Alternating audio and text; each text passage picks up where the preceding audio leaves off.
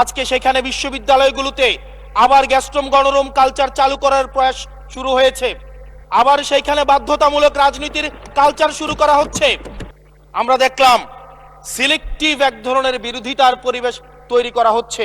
আমরা এই পার্লামেন্টের পরে আমরা শুধুমাত্র মত প্রকাশের স্বাধীনতা নয়, আমরা দ্বিমত প্রকাশের স্বাধীনতা চাই। মাননীয় স্পিকার, আমরা খুব আশাহত হই যখন এই সংসদ এত রক্ত, এত লড়াই, এত ত্যাগের পরে আজকে যখন এই সংসদটি গঠিত হয়েছে, কিন্তু এই সংসদ আবার আগের যেই ভিশিয়াস সাইকেল, দোষারোপের যেই সাইকেল, একজন একজনকে বিভিন্ন ট্যাগিং এর যেই সাইকেল, মত দমনের নামে, বিরোধী মত দমনের নামে মামলার যেই সাইকেল, আমরা সেইখানে আবার চলে গিয়েছি।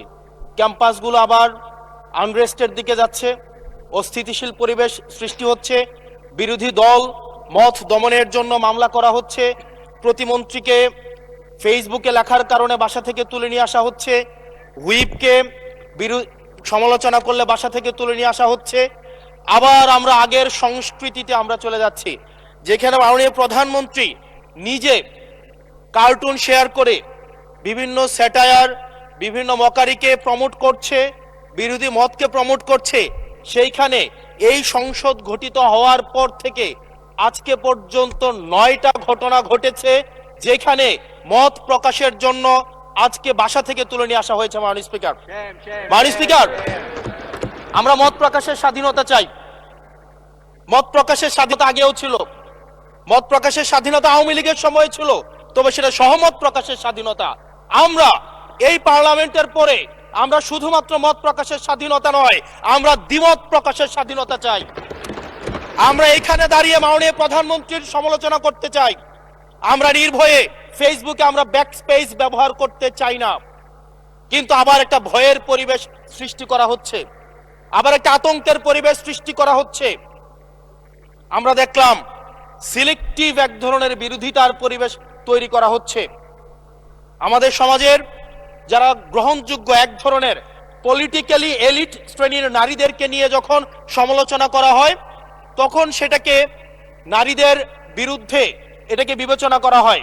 কিন্তু যারা পলিটিক্যালি পিছিয়ে পড়া জনগোষ্ঠী রয়েছে, গার্মেন্টস কর্মী রয়েছে, যারা হচ্ছে এই দেশের অর্থনীতির চাকাকে সচল করার জন্য রাত দিন পরিশ্রম করে যাচ্ছে, গ্রামগঞ্জের নারীরা, মায়েরা যারা রাত দিন পরিশ্রম করে যাচ্ছে, তাদেরকে যখন স্লাট শেম করা হয়, গালি দেওয়া হয়, সেটাকে আমরা নারী বিরোধিতা হিসাবে আমরা সেটাকে আমলে নেই না।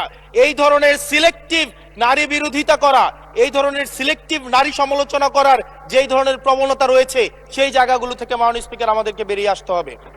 মাননীয় স্পিকার, আজকে ক্যাম্পাসগুলোতে আবার এক ধরনের অস্থিতিশীলতা তৈরি করা হচ্ছে। আমরা যখন, আমি ইউনিভার্সিটি থেকে 2022 সালের অক্টোবরে ইউনিভার্সিটি থেকে এসেছি, আমাদের সময় গ্যাস্ট্রম গণরুমের কালচার ছিল। আমাদের সময় একটা শিক্ষার্থী অনেক স্বপ্ন নিয়ে বিশ্ববিদ্যালয়গুলোতে যেত। আমরা সেখানে দেখেছি ক্ষমতাসীন দল কিভাবে বিশ্ববিদ্যালয়ের শিক্ষার্থীদের তাদেরকে পুঁজি করে তাদের ক্ষমতা কাঠামোকে দীর্ঘমেয়াদী করার জন্য সেখানে বাধ্যতামূলক সেখানে রাজনীতি করাতো। আজকে সেখানে বিশ্ববিদ্যালয়গুলোতে আবার গ্যাস্ট্রম গণরুম কালচার চালু করার প্রয়াস শুরু হয়েছে। আবার সেইখানে বাধ্যতামূলক রাজনীতির কালচার শুরু করা হচ্ছে।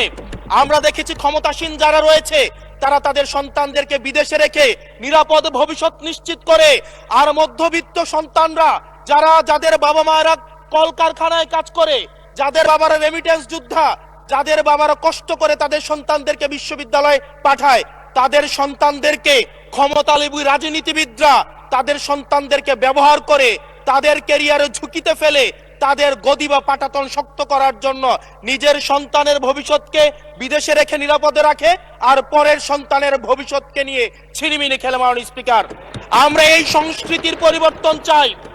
আমরা চাই বিশ্ববিদ্যালয়গুলো শুধুমাত্র নেতা তৈরির হাতিয়ার হবে না। এই বিশ্ববিদ্যালয়গুলো গবেষণা, বিশ্ববিদ্যালয়গুলো পাঠ চর্চা, বিশ্ববিদ্যালয়গুলো সেখানে এক ধরনের মনস্তাত্ত্বিক সমৃদ্ধি, এবং সেখানে হচ্ছে আমরা যেখানে গবেষণা হবে সেখানে আমরা বিশ্ববিদ্যালয়গুলো থেকে বুদ্ধিজীবী গবেষক আমরা হচ্ছে বাংলাদেশকে এবং জাতিকে উপহার দিতে পারবো। কিন্তু অত্যন্ত দুঃখজনক বিষয়, আজকে বিশ্ববিদ্যালয়গুলো শুধুমাত্র নেতা উৎপাদন করার এক ধরনের বিশেষ সার্কেলে পরিণত হয়েছে। মাননীয় স্পিকার,